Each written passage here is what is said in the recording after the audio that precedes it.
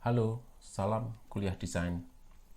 Oke, kita jumpa lagi ya di materi tentang metodologi desain.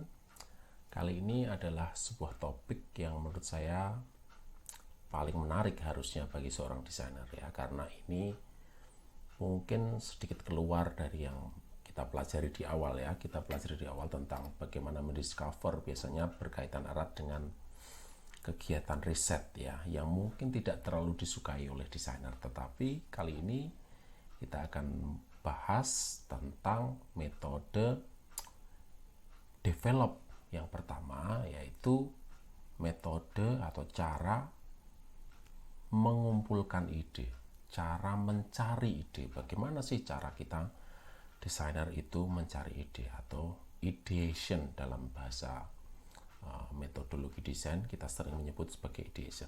Nah, apa sebenarnya ide itu ya? Seseorang seringkali kesulitan ya mencari ide ya, sudah menemukan masalah tetapi masih saja kesulitan mencari ide ya. Lalu ide itu seperti apa? Datangnya dari mana ya? Sebagai desainer kita nggak boleh dong kekurangan ide atau kehabisan ide, kesulitan mencari ide. Padahal kita di-hire oleh orang lain, di-hire oleh klien untuk memberikan solusi itu ya, memberikan ide gagasan itu. Nah, maka kita akan coba bahas satu persatu bagaimana sih caranya kita bisa mencari ide ya. Kalau kita lihat gambar di sini, ada banyak sekali gambar, lalu kita tiba-tiba biasanya ide itu digambarkan dengan gambar bolam Thomas Alva Edison gitu ya. Nah, di sini kita bisa lihat konsep ideasi atau proses mencari ide itu ada 3 ya. Yang pertama quantity, diversity, lalu kita generate ya, kita baru bisa generate. Nah, kita akan bahas satu persatu. Pertama ya, tentang konsep ideasi ini kita bicara tentang kuantitas dulu ya, jumlah yang banyak ya. Jadi jangan dulu bicara kualitas ya. Kita sering bilang bahwa kita tidak memiliki ide atau kesulitan memiliki ide, itu sebenarnya kata yang kurang tepat ya. Kata yang tepat mungkin adalah kita belum memiliki ide yang berkualitas. Tetapi kalau memiliki ide untuk tahap awal dalam ideasi, sebenarnya yang kita bicarakan ini adalah tentang kuantitas dulu, jumlahnya. Jadi kita harus mengumpulkan sebanyak-banyaknya dulu gagasan kita ya. Mau jelek dan bagus itu nanti dulu ya. Dalam tahap awal kita kumpulkan dulu saja semua ide gagasan yang kira-kira menjawab permasalahan, walaupun belum terlalu menjawab banget atau secara kualitas belum memenuhi syarat nantinya kalau kita cek, tetapi biarkan dulu saja. Jadi kuantitas menjadi sangat penting ya. Yang berikutnya adalah tentang diversity atau apa ya, diversity itu perbedaannya. Selain jumlahnya banyak, juga perlu mencoba berbagai hal ya. Percobaan ini saya ambil contoh gambar tentang iklannya United Color of Benetton ya, bagaimana dia bisa untuk beragam warna kulit ya. Ini sebagai contoh saja. Berarti ide kita jangan satu saja ya. Jangan berfokus. Saya pernah lihat satu materi yang menarik ya. Jangan setia pada ide kita ya, berselingkuhlah dengan ide-ide yang lain. Karena di situ kita mungkin menemukan solusi yang lebih baik. Jadi selain jumlahnya banyak, juga jangan banyak tapi dari satu aspek saja, satu hal saja, tetapi banyak dan bermacam-macam ya, sehingga nanti kita punya pilihan. Nah, ini yang berikutnya setelah tadi kuantitasnya diperbanyak dulu, ragamnya diperbanyak juga, diperluas ya, baru kita bisa melakukan generate ideas ya. Nah, konsepnya seperti ini ya. Jadi ada banyak, kita tampung dulu ya. Kali ini digambarkan sebagai gambar bendungan ya, kita tampung dulu pengalaman-pengalaman kita, pernah ngapain saja. Itu kita kumpulkan saja dulu ya. Kita tampung di sebuah bendungan di otak kita atau di catatan kita. Lalu baru kita peras ya, kita masukkan sebuah lubang, lorong untuk nanti masuk ke generator ide kita. Jadi generator ini seringkali tidak bisa berputar, menyalakan lampu, jangan-jangan karena bendungan pengalaman kita, bank visual kita kosong gitu loh. Jadi kita tidak menambah dulu jumlah kuantitas dan diversity-nya, tiba-tiba kita ingin menyalakan generator ide kita. Jadi itu tuh sangat sulit generator itu bisa berputar gitu loh. Ketika bendungan bank data kita, bank tentang ide kita itu tidak kita kumpulkan melalui pengalaman-pengalaman sebelum kita mendesain suatu proyek tertentu. Nah, kalau pengalaman itu muncul, maka kita tinggal memanggil kan, tinggal mengenerate, ini gabung dengan ini gabung dengan ini. Oh, pernah bikin ini, tapi sekarang kasusnya baru, kita olah menjadi. Nah, ide baru itu barulah muncul ketika kita bisa menyalakan generator ide dengan cara tadi mengumpulkan sebanyak-banyaknya dulu. Nah, ini yang seringkali kita merasa kesulitan mengumpulkan ide. Nah, lalu metodenya bagaimana ya? Kita akan bahas setelah ini melalui metodenya. Ada beberapa metode yang akan kita bahas ya. Satu brainstorming, mind mapping ya, yang kedua sketching ya, nanti yang ketiga pakai metode yang Scamper ya. Kita akan bahas step by step ini ya. Tadi kan sudah tahu secara konsep ya. Tingkatkan kuantitas ya. Perluas diversity-nya, baru kita bisa mengenerate ya. Nah, bagaimana cara meningkatkan kuantitas ya? Nah, ini ada suatu metode namanya brainstorming ya. Teman-teman pasti sudah sering mendengar ya kata brainstorming. Sebenarnya apa itu brainstorming? Nah, ini yang kadang-kadang kita sering mengucapkan tapi nggak tahu secara konsep ya, brainstorming itu apa. Jadi brainstorming itu kan apa ya, brain itu kan otak, storming itu kan kayak kilatan-kilatan gitu ya. Jadi otak kita itu dibiarkan mengeluarkan kilatan-kilatan, mengeluarkan storm, badai, petir ya. Nah, dari situ kita kumpulkan saja ya badai yang ada di otak kita, keluar ide apa saja sebanyak-banyaknya dalam waktu tertentu. Misalnya kita batasi setengah jam ya, atau terlalu lama itu setengah jam tuh bisa muncul ribuan ide. 10 menit saja ya. Misalnya kita punya ide tentang temanya ya, kita bikin soal dulu nih. Contohnya misalnya kita soal tentang solusi mengatasi kamar yang sempit misalnya. Wah, mulai dari sekarang misalnya. Keluarkan idemu, brainstorming ya, keluarkan boleh. Wow, dijebol, jendelanya diperluas ya, seluruh dindingnya dikasih cermin ya, atapnya dibiarkan terbuka ke atas itu, dinding kamar ditiadakan. Kita akan banyak, itu baru 1 menit saya sudah dapat mungkin 5 atau ya, ketika 10 menit mungkin akan dapat 50 gagasan tentang bagaimana kamar supaya nampak lebih luas. Nah, jangan batasi dulu, jangan dikomplain dulu ya. Ingat ya, prinsip nomor 1 kuantitas. Jadi dalam brainstorming kita kumpulkan sebanyak-banyaknya. Kita tulis dulu sebanyak-banyaknya. Kita kumpulkan ide-ide kita sebanyak-banyaknya. Ya.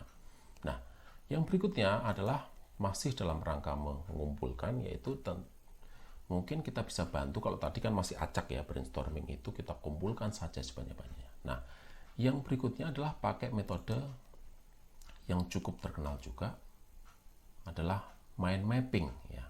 Nah, di sini kita bisa melebarkan diversity-nya ya. Kalau tadi meningkatkan kuantitasnya, di sini kita bisa melebarkan diversity-nya ya dengan mind mapping. Misalnya tadi ide tentang menampak luaskan kamar misalnya yang sempit ya. Satu dari sisi perubahan dinding, ada banyak ya, tadi dijebol, dikasih cermin dan sebagainya. Kita lebarkan nih, tadi kan dari sisi perubahan dinding, kita bisa lebarkan, pindah geser ke mind map sebelah kiri atau kanan ya. Dari sisi decluttering atau pemilahan barang-barang yang ada di kamar, itu kan ngefek juga, percuma dong kamar yang diperluas dan sebagainya tetapi barang tetap banyak ya. Berarti dari metode decluttering. Sisi yang lain lagi ya, misalnya dari cara kita menumpuk barang ya. Biasanya kan barang itu bikin penuh karena semuanya di lantai. Ketika barang-barang itu bisa ditempatkan di dinding dengan penuh rak, banyak stacking, banyak tempat penyimpanan barang, maka bisa jadi cara menyimpannya yang kita ubah ya. Berikutnya dari sisi yang lain lagi, lifestyle-nya yang kita ubah. Bukan cuma interiornya yang kita ubah, tapi lifestyle penghuni ruangnya yang kita ubah. Bergaya hidup minimalis misalnya. Pakai prinsip Zen, pakai prinsip hidup sederhana ya, ala Skandinavia, Lagom misalnya, yang lagi populer juga. Nah, jadi kita perluas ya ide kita dari cuma sekedar banyak, ini dilebarkan menjadi beberapa part ya di situ ya. Nah, yang berikutnya ada, kalau tadi dari segi pemikiran ya, tadi kan dengan brainstorming, dengan mind mapping itu dari segi pemikiran. Tetapi ada beberapa desainer yang mungkin otaknya itu ada di tangan ya. Otaknya itu ada di tangan. Jadi kecerdasannya itu terletak di tangannya ya, gerakan. Ya, mungkin bisa mencoba dengan sketchstorming ya, bukan dengan memeras otak tapi memeras tangannya, senam tangannya. Ada loh desainer yang seperti itu ya. Jadi tidak bisa kita samaratakan selalu harus menggunakan metode itu, tidak. Ini contoh-contoh saja ya. Jadi desainer boleh menggunakan berbagai metode untuk mencari solusi yang terbaik kan. Intinya kan itu. Melebarkan dan menambah jumlah ide itu bisa dengan berbagai cara. Nah, bagi yang lebih terbiasa berpikir dengan tangan ya, teman-teman desainer bisa menggunakan metode ini, sketchstorming. Jadi membuat sketch sebanyak-banyaknya, bukan bagusnya, belum bagus ya, tapi sketch sebanyak-banyaknya ya, dari sisi ini bisa dibuka, bisa ditutup, buat sketch saja di kertas yang mungkin tidak terlalu bagus dulu ya. Nanti ide-ide itu bisa kita seleksi mana yang akan kita gunakan.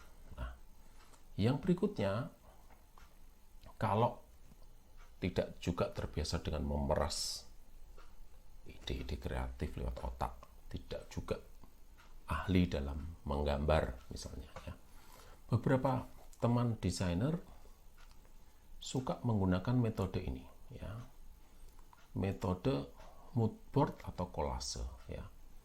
Ini biasanya bukan bermaksud gender ya, tetapi biasanya cewek-cewek ini, desainer cewek, lebih pandai saat memadu padankan sesuatu ya, dengan potongan-potongan gambar, potongan warna, potongan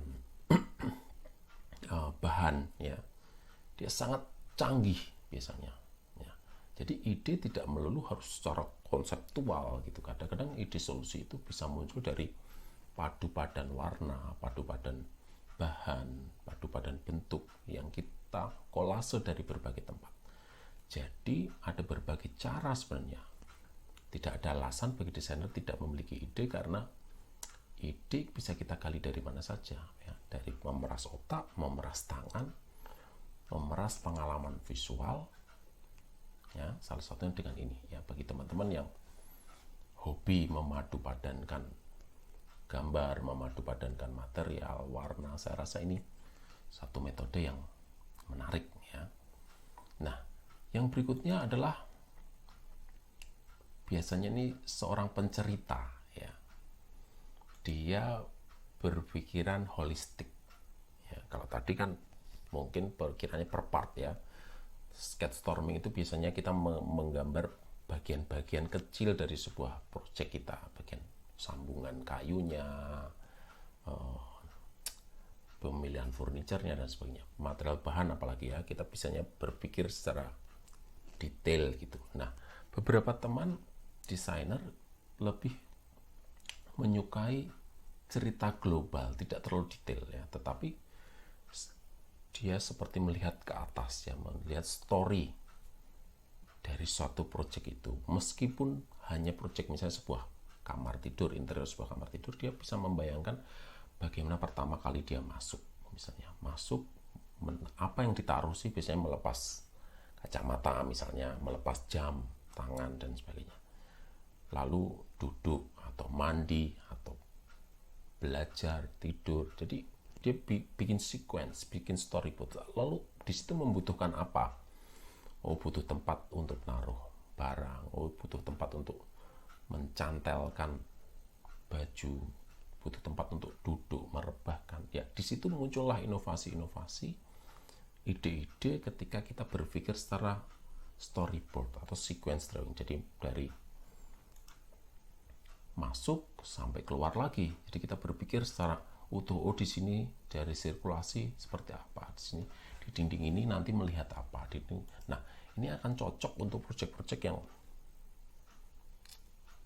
besar, ya, terutama, ya. Misalnya kita bikin museum, kan storyboard ini menjadi penting. Pertama, idenya melihat apa, setelah ini masuk ke ruang ini berganti apa, kira-kira seperti itu. Nah, yang berikutnya, ya, tadi kan ada banyak cara, ya. Nah, kalau kita sudah mengumpulkan sebanyak-banyaknya secara kuantitas maupun secara diversity atau keragaman karya kita, nah, kita tinggal memanggil tuh, panggil satu persatu karya kita seleksi. Bagaimana cara menyeleksinya? Bagaimana cara menghasilkan ide baru dari kumpulan gagasan yang tak terhingga banyaknya, ya, yaitu dengan scamper. Scamper yang pertama itu adalah substitute. Ya, scamper ini singkatannya SCAMPER. Pertama adalah substitute, atau kita ganti saja. Jadi ide itu tidak harus baru sama sekali, ya. Kebaruan absolut itu tidak ada, kan gitu. Jadi kita ada karena yang sebelumnya, kan kira-kira seperti itu, ya. Jadi pertama substitute, ya. Jadi ada suatu project cuma kita ganti apanya, ya. Misalnya dindingnya kita ganti warna merah, otomatis itu sudah ada perubahan, meskipun kecil tapi itu udah desain baru, ya. Lalu yang berikutnya combine, ya. Setelah tadi substitute, kita ganti saja sebagian, ya. Lalu kita kombinasikan, ya, kombinasikan A dan B, kita campur, ya, kita kombinasikan. Sebuah kursi misalnya kakinya seperti kaki hewan misalnya, ya, sandarannya seperti pesawat misalnya. Jadi kita gabungkan nih antara pesawat dan hewan misalnya, seperti itu, ya. Jadi kita gabungkan saja, kita punya ide apa, kita gabungkan. Yang berikutnya, singkatan berikutnya adalah adapt atau adaptasi. Kita mengadaptasi dari apa, ya. Jadi ide tidak harus murni dari kita sendiri, tidak harus murni. Kita bisa mengadaptasi dari sebuah film, dari sebuah lagu.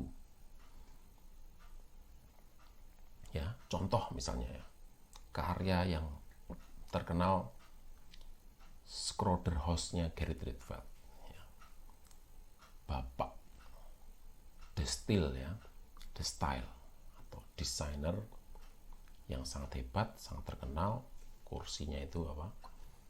Red Blue Chair, ya, dari Belanda, ya. Gerrit Rietveld mengadaptasi lukisannya Piet Mondrian, kan gitu. Jadi Gerrit Rietveld, desainer yang sangat hebat, itu tidak muncul idenya sendiri, tapi dia mengadaptasi sebuah lukisan karya Piet Mondrian yang warnanya juga cuma merah, kuning, biru, ada garis-garis hitam yang kotak-kotak itu, everybody knows lah ya. Lalu diubah menjadi kursi Red Blue Chair, diubah menjadi desain rumah Schroeder House yang ada di kota Utrecht, Belanda, ya. Seperti itu.